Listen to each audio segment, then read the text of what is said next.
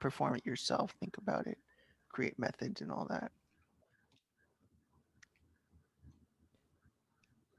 But it gets to be weird when it's ideas about concepts. That's where it starts to get When it kind of what? weird. Sorry. When Aristotle gets to talking about concepts, it can get weird there.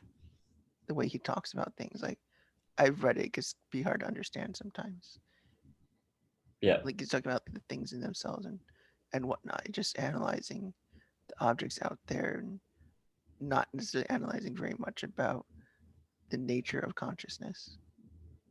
Okay. Um, analyzes the objects out there and not the nature of consciousness. But he would. Do you think he would do that if it? So he does that in other instances. I mean, he analyzes what memory is and the soul, as in more like kind of like the mind, but it starts to get mystical though when he talks about like different. I don't know enough about this, but Yeah. Okay. I mean that's he does talk about it sometimes, but it seems like a lot of his philosophies or just the facts outside of yourself. He doesn't seem to analyze consciousness too much or the way consciousness operates too much. He does a little bit on memory and on the soul, but those are only a portion of all his work. But it's not like to the same extent Rand does. Like our entire epistemology is like, what does the mind do and what's the nature of consciousness? Aristotle doesn't really ask that question. Do you think that so would you say that the dominant school characterizing Western philosophy for most of the time was intrinsicist? To some degree, yeah. And I do mean, you there's think different that flavors of it, but yeah.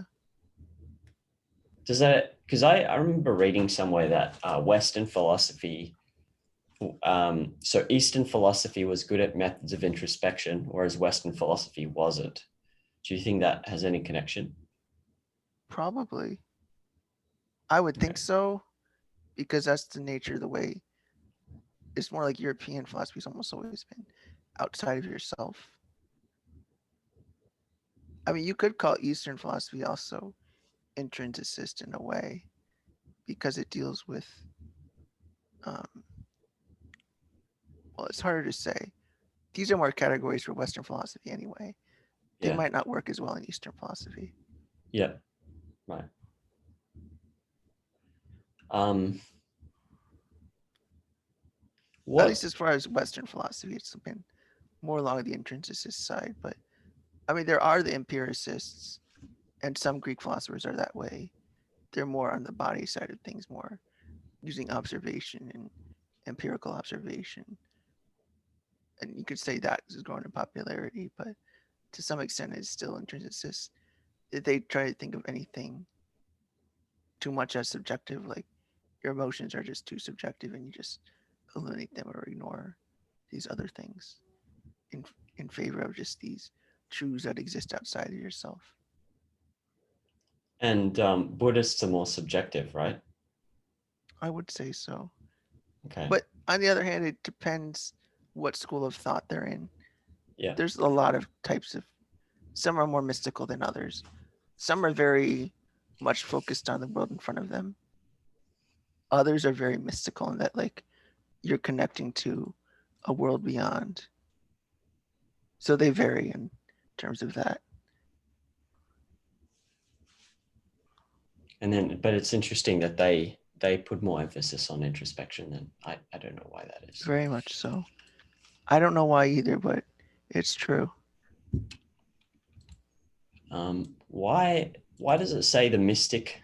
I understand exalts the spiritual and I guess deprecates the physical characteristically. So not always, but uh, yet he upholds as the cognitive model for man to emulate the unthinking automatism of a mindless brute.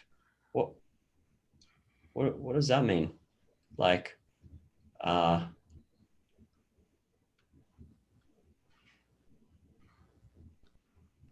I mean, it's what why does Peacock it is, become? Is like becoming a soldier? Like what exactly is that mean? or just to say, um, I think Peacock is more just comparing it to if you talk about intrinsicism, it seems to boil down to these.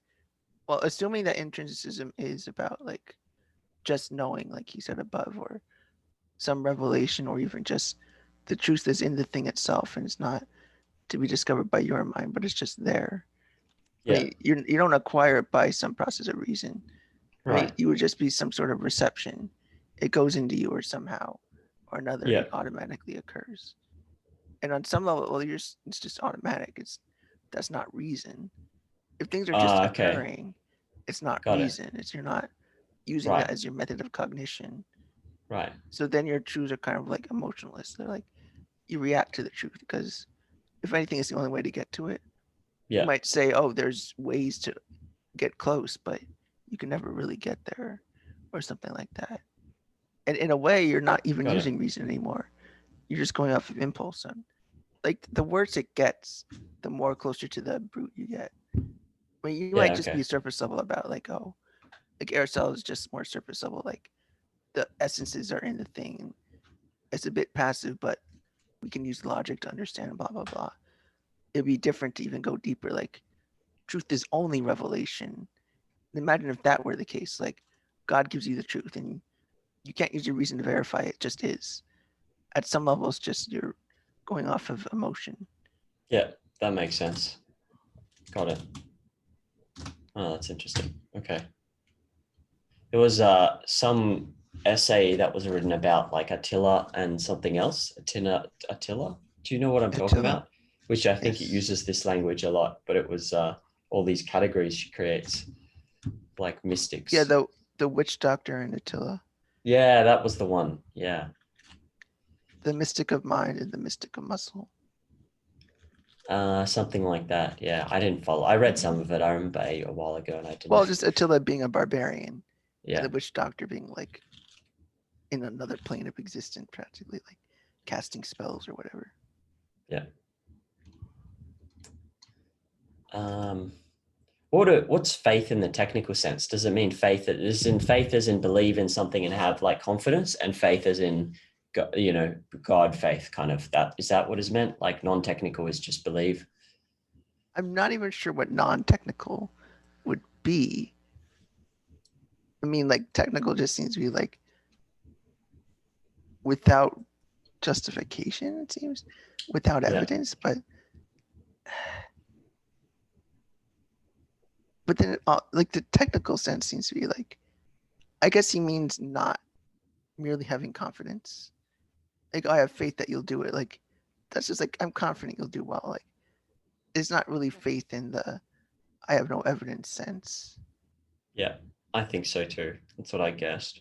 Just like the religious and non-religious sense of like I have faith in you, I trust you. Like we gave that example a while ago.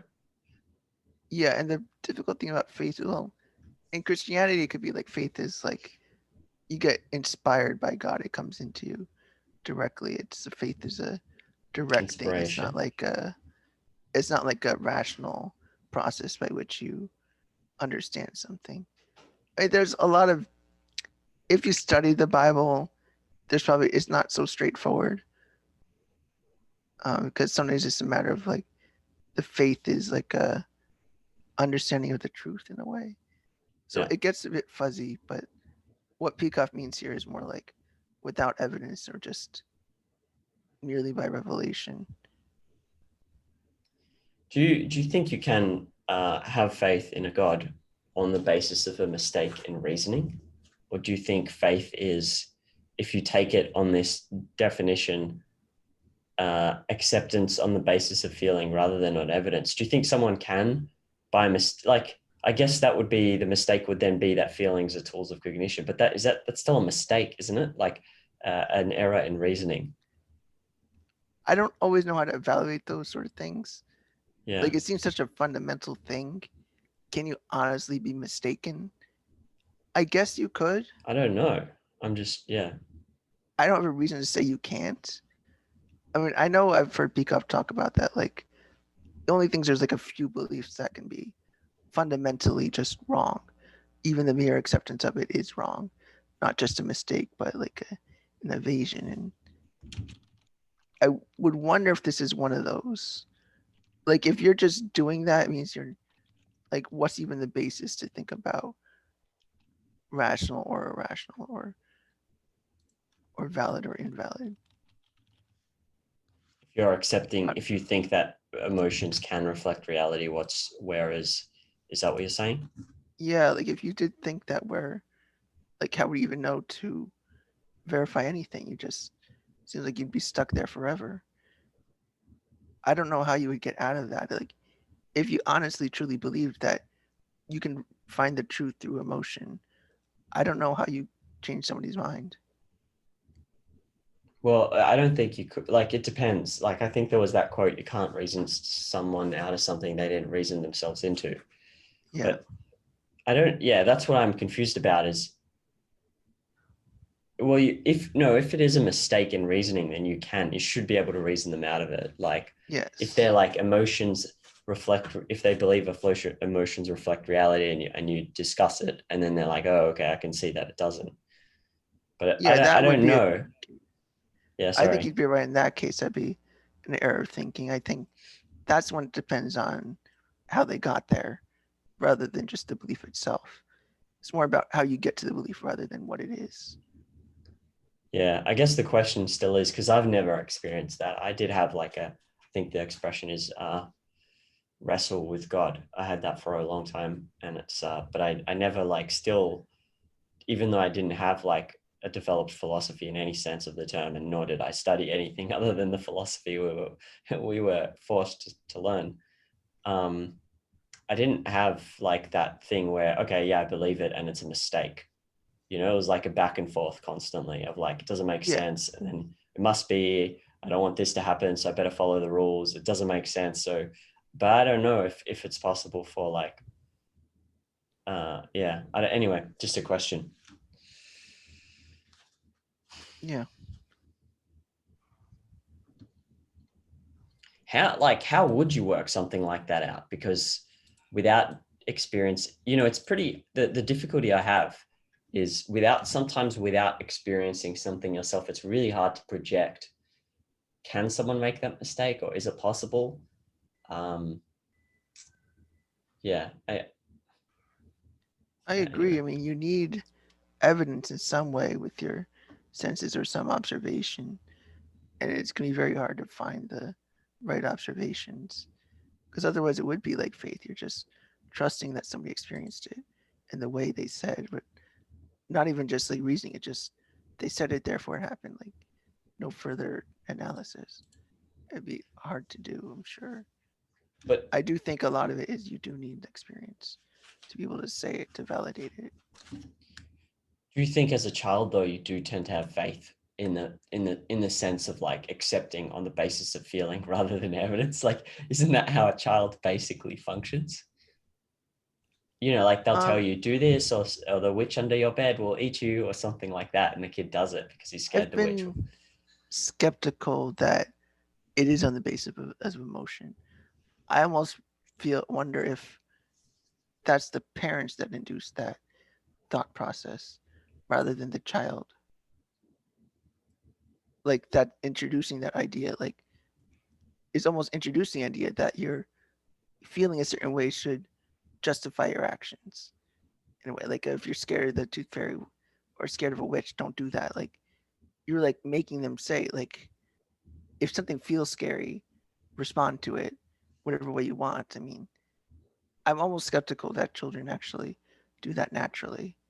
I suspect they usually do on the basis of reasoning or some evidence of some kind. Yeah, I've I said. studied some child development and it gets weird when you think about like imaginary friends, Santa Claus. I think that's where it gets really interesting. What do they believe like as in reasoning or what do they believe is actually the case? Like they usually understand imaginary friends are imaginary and Mhm. they understand that. Even though they act and talk in a way that as if they didn't know that they were imaginary, they know. And it's a healthy way of thinking.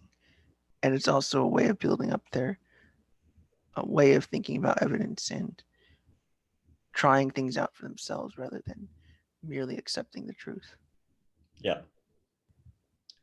I guess kids Yeah, I mean, children are a special case now that I think about it. Like, there's a lot of differences in terms of thinking about them. But then the adult is where it's probably better that I restrict myself to just thinking about adults for now. But yeah, that thing of like, it's just strange to think about fully, can an adult accept God by faith? I'm sort of with you. Like, I've just seen people grapple with it all the time and not like accept it. So I don't know. I'll leave that for now, though. Yeah, well, like I wonder if even kids even like, do they believe in God in the same way an adult believes in God? That's kind of what I wonder. What does it mean to just I don't believe? think Are they so. uncertain or are I they I true don't think so. belief?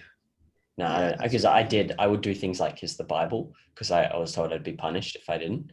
Yeah, And but it's not like that's just what it's not because I was just like thought some monster would punish me, but it's not yeah, like, but that's on the same level of like there's a monster under your bed or something like that. And then as you grow up, you start to think about like, where is this God that's supposed to exist or whatever. So I don't think that's the same because you're not fully like you're doing what you're told, but you're not thinking about like uh, oh, there's a being that created all of existence. You're not like thinking in those terms. They're all just noises. So I don't think so. I think as they grow, then they start to, then maybe it starts to become a question of do they actually have faith and all that kind of thing. So, yes. uh, okay, scientific doubt is of no more use to a skeptic than a scientific God is to a mystic. Okay. What do you think Sounds of like these? sounds like, Yeah, I don't have enough content. I guess this is a bad question because I don't have enough content, I feel like, of philosophy in general and history in general to um, judge whether these categories are like they're good categorizations of the overall field and what's happened. So it's not a good question in that sense because in this case I'm just asking you what are your thoughts on the representation, but let's see what else. um, scientific doubt makes me think of something like, the show Ancient Aliens. Do you know that show? No. Okay, well, just imagine. Here's what I think of when I hear scientific doubt, and this is a more extreme case. Or do you want a less extreme case? Do you want a everyday kind No, of let's a? go with extreme. Extreme is good and we can go to every day Okay, after. so in the desert in Peru, southern Peru, there's these lines in the sand that ancient people drew, maybe like Yeah. 2,000 years ago Yeah. or 3,000, and they're huge, and they uh, create pictures. Oh, I've seen those. Yeah, people would always say it's proof that there's aliens. Yes, and it's like, you could say a scientific doubt would be like, well, we know probably aliens didn't do it, but we know it's possible they could do it if you had, like, look at this, the way this looks, and you'd have to look at it from the sky to see it, and that's like extra precision. Like, oh, you're analyzing it better and better, and it's like you have more reason to doubt the truth, or you come up with more scenarios that could explain why these lines would be almost hard to tell what they are on the ground, but if you Yeah. fly, you can tell what they are. Yeah. That is That's kind of what interesting. I think of scientific doubt. Like, you've Okay. got all these questions and precision and ways of asking questions that you're just doubting for, almost like you're just spitting out any thought that comes to mind. It's like an extreme skepticism.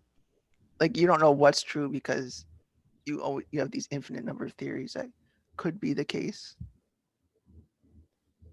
and you could just come up with like scientific reasons, like, oh, there's, like, you could come up with like radiation as one Oh, thing and just okay. go keep going and going with all these theories with the precision of science. So, but that's for a skeptic? Like, why would it? Because I understand if you don't have scientific doubt, you can pick whichever explanation you want, but that doesn't explain a skeptic would just be skeptical of everything. Yeah, but that's, I mean, I understand scientific doubt isn't like the doubt is coming from the scientific knowledge that you come up with all these scenarios based on science. Got it. That the more facts you know about science, the more scenarios you can come up with. It's sort of like the phenomena, the more you know, the more questions you end up having. I Like, can see how, yeah, sorry. yeah, go ahead. You can see how what? I can see how, for example, someone who does believe in God or as the supernatural would like that, because that, the example you gave is loosely connected to, there are things we don't know and things outside of this world. Here is more evidence for the thing I believe, and I can hold on to it. Um, Do you know what I'm saying? Like if someone believes in God, or if they believe in the supernatural and they see the alien fields, I think there would be a tendency to believe that that's, or like look at that and enjoy it, because it's like, oh, it must be it's like more proof of my belief. yeah, like I don't know, like God did it, or God Yeah. put this science there. Or God was speaking through the people of southern Peru to create this image or something. I mean, they're very similar things in the sense that it's not based on a process of reason to or evidence to break these claims down. Like if you just have doubt, it's because you know a lot of facts about science. It's not going anywhere. It's arbitrary. You're just coming up with scenarios because it could happen rather than the evidence that it did happen. And Could same with you, the sorry, mystic, could you're you not repeat that? You're coming up with? just more and more scenarios based on just arbitrary scenarios, not Yeah. based on evidence, Yeah. just based on the possibility, given you know a lot of facts. So like these facts could line up, and here's another set of facts that could line up, and that's would lead to skepticism because you don't know how to pick which one. That Right. you have reason to doubt everything Yeah. because everything else could be true. Okay. All right. So is that a bit like I mean, this sort of ties into what I was bringing up here, I think, which is is I was wondering, like, we don't have to make this personal, but like I was wondering when I was like because I wasn't a mystic because I didn't believe in God. I was more like a wrestle. But then I was stuck in this constant loop of like, how do you know? How do you know what you see is real? How do you know really? Like for anything, there's no certainty. How do I know God doesn't exist? That kind of stuff. And then that's like it fits into this like there's no um like if you reject being a mystic, then you become a skeptic. Is that like an automatic? I was just curious about the relationship between, because this seems like this is almost like a natural state, as in you have to work hard and achieve the ability to think properly and like with axioms and all that. Otherwise, it's impossible. But do you think there's some relationship between like rejecting this and then going to this, just I because you don't have the do. thinking skills? Um, well, more in the sense, if God is a way to justify beliefs with certainty, whether or not they really should, but say if somebody believes in God, it gives them a level of certainty in certain beliefs, like that there's no doubt that God loves you or something, or whatever it might be, or there's Yeah. no doubt that Jesus died for your sins because God said so, or something like that. Like you have like a conviction, a certainty, a faith that this is true. It's almost unshakable. But if you lose your faith in God, where's that stability and belief anymore? If that's not true or certain, nothing is true or certain in a way. Like, how could we be sure of anything if God isn't Oh, real? I know. Yeah, that makes sense. Like, because you're the implicit standard for certainty is omniscience, and so you Yeah. keep that. You're gonna keep that, right? Yeah, or something like that. Like, Oh my yeah, I God, that think makes so much sense. That's you have funny. to also have to reject that. And that's the difficult thing. You might reject God, but you still need to reject omniscience. That's that's super interesting. So you get coded with a standard of proof that's omniscience, and then you're stuck in this I would call it just bullshit, like back and forth of like you can't even there's no like you can't even like if someone tells you your senses are the only source of knowledge, you'll be stuck like how do you know, how do you really know, because you're stuck on this like it's like there's some magic insight that's omniscience, and that's the Right. premise. Oh, okay, And that's that the would be relationship. intrinsicism. That would be intrinsicism. Like there's just some omniscience or some absolutism out there. What is the, do you know if they mention anything on the relationship between intrinsicism and skepticism? Is like a skeptic is I was still kind of curious about all those categories, like intrinsicist, subjectivist, what else was there? Intrinsicist, subjectivist, I don't know what else there was. But all those categories and how they interact. But yeah, do you think there's any, so are skeptics usually intrinsicist? Um, I would say a skeptic's usually skeptical of abstractions. So maybe not in the sense that they're Yeah, more concrete bound. Because if you're not certain of anything, why would you even be certain of your concepts? They would even those would be destabilized. Because you have to, like, you could be certain maybe of, to a degree, of what's in front of you, or just you simplify everything, or you focus on the simpler premises or whatever it might be. So, I mean, skepticism would incline itself towards away from intrinsicism, or at least away from abstractions. I guess you could, so if you obviously if you reject God, you can become agnostic, and then you could either be skeptic, or you might end up subjectivist. I guess that could be, you could end up subjectivist too. Yeah, I don't see why not. you could. There's no like one way it can have to go, but Yeah, it would go those directions or lean towards there.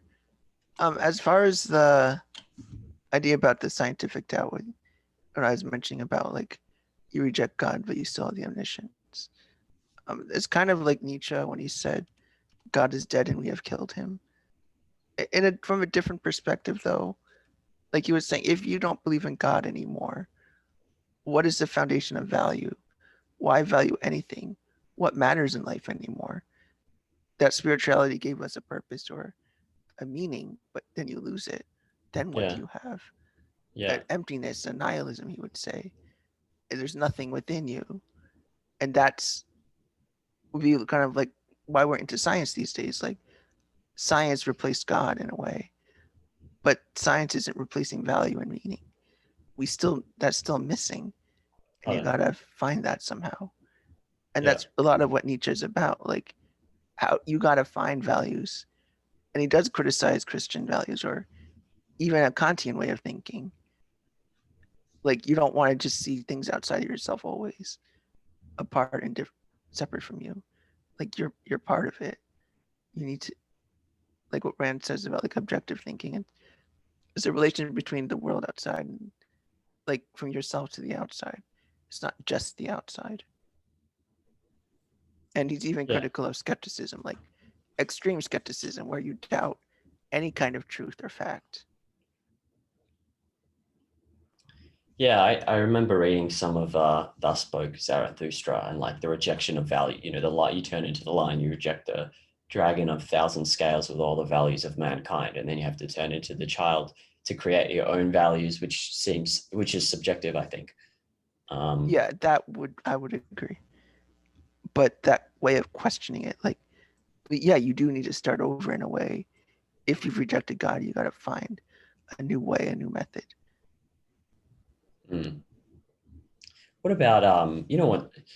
Yeah, I mean, I think everyone who's, I assume, well, I think everyone, even my cousin, because my cousin grew up religious, like in a Orthodox. Uh, I think they were Orthodox Jewish in the States actually, and he had trouble, a lot of trouble. Um, but you have to go through that process of like, yeah, you need to find something else to replace it because you still need a spirit, some kind of something to guide you. Otherwise, yeah, what stopped? The question that you do have is, yeah, what stops everyone just killing from each other and everything else? So that's true. Um, Yeah. but it's interesting because some people don't, like some people, let's say, they were raised like, let's say, not religious, but they were just raised in a, like, they go to church every week or whatever. And then they went to church. I'm just making up a story and you can tell me anything. Let's say they went to church and they're told that this is what God does, this is who he doesn't like, this is who he does, and they're like, no, that doesn't make sense. And so they're kind of pushed out from the church, but they still believe in like a God of love. And then in that case, it's like, I don't know if necessarily the God is guiding their values in the same way that a religious person, who's like it's not, Yeah. in that case, it's a bit harder to tell where that, what exactly that God does, because like in the case of someone who's more religious, maybe they're like kissing Bibles and they're like, they're doing more things that are like specifically informed and guided from the Bible. Whereas someone who's just, there's this God of creation that's out there, it's a bit less. Thoughts? Let's see. It makes me think, as always, that it's hard to judge people. That was my first thought. Like, how do you know which religious perspective they're coming from? To what extent are they devoted to just the faith end of things, or to what extent do they actually look for evidence in the world of things, as opposed to just these revelations? That's a hard thing to figure out. I think there are some concepts within Christianity, if properly understood, can be used to connect them with evidence and the truth, and using your mind for reason and things like that. You can make that connection sometimes, but it depends how deep into the religion they are. Also, what form of belief. I mean, Roman Catholics are very different than Protestants. I know that for sure. I brought it up because you mentioned God is dead, and it's made me think like, well, Nietzsche's saying that every time God dies, there's this crisis of questioning what values you should pursue. But, it was more a cultural thing. Like, God is dead within our culture. We don't value him anymore. Oh, okay. Science has murdered him. In a way, Right. mankind has murdered him because of our obsession with science. Or science, like, they think they just erased God, and so he's dead. But what's dead is spirituality and meaning in life. That's kind of what he's saying. Like, okay, God is dead, but it seems that our spirituality is dead too. There's nothing within us anymore. But the point is like, yeah, I don't know. It could be that maybe God then played a bigger role. No, it definitely played a bigger role in thinking. But it's made me think about like, we were talking about faith before and how it's, as an adult, it seems very difficult to accept a God by mistake, or by mistaken thinking. Yeah. And then, so it's made me think about people who do hold some kind of like passive God. How does that, like we spoke about this a session ago or so, but we're like, well, maybe it's compartmentalized and doesn't affect anything. But it would be like someone believes in, I don't know, maybe it's not exactly this, but someone believes in gremlins, a party of gremlins on Mars reading Hegel's dialectics, which is Peacock's example. But then it's weird to think that that has no impact. Like, it's just strange that someone would want to just hold onto that belief if it has no impact in connection to anything else in their thinking. I guess you'd need to be a psychologist to really sit, and speak to 1,000 people to work out in concrete detail how that works. But that's just interesting to me. Like, there's got to be something. I just don't know what it is. Yeah. I mean, I do think the God is dead thing is a very useful idea. I find it useful in many different ways. I think you're right. It's just about like transitioning from one belief to another. There's got to be a process, not just like one day you say, "Oh, I reject God," and you're there. You're more rational. It's more complicated than that.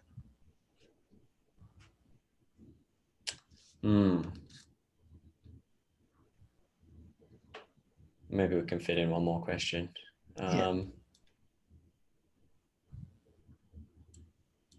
Okay, let me just see what the example is and get your thoughts on it.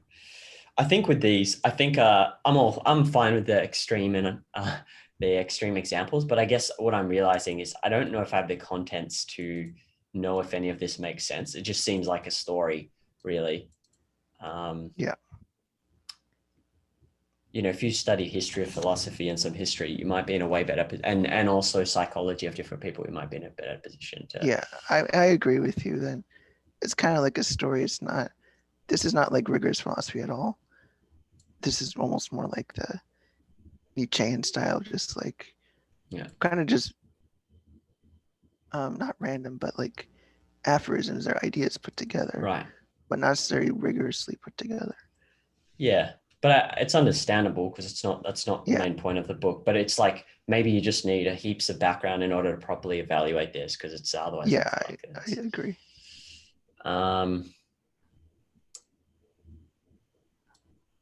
24 hours a day. It is these men, the mystics and skeptics alike, offer a sanction and loophole. Hmm. Yeah, I mean, so there's nothing in here apart from like, well, it just seems like a story to me. I think it's about no, that's all. Yeah, I mean, it just No, makes me I don't think think there's a of like question. somebody's like at a party, is like, I just want to get drunk to loosen up, and that's the only reason. Like, oh, I don't